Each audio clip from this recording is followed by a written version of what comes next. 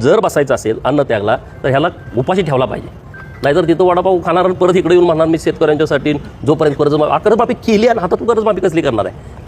अहो एकदम स्टंटबाजी करणारा हा माणूस आहे, बोगस माणूस आहे. काल एक जण बकवास करत होता, नाव घेतलं लय बुडाला आग लागल, घेणार नाही, तुम्हाला समजून गेला असेल. लाजा वाटत नाही का तुम्हाला बोलत असताना? लाजा, अरे जनाची नाही मनाची तरी ठेवा ना. कोणीतरी शेतकऱ्यांसाठी लढत असताना तो स्टंट कसा असू शकतो? आम्ही तर तुमच्या सरकारमध्ये घेतलेल्या त्या कडूला मी पाठिंबा दिला होता ना. निघाला भिकारचोट, आम्ही काय करावं त्याला?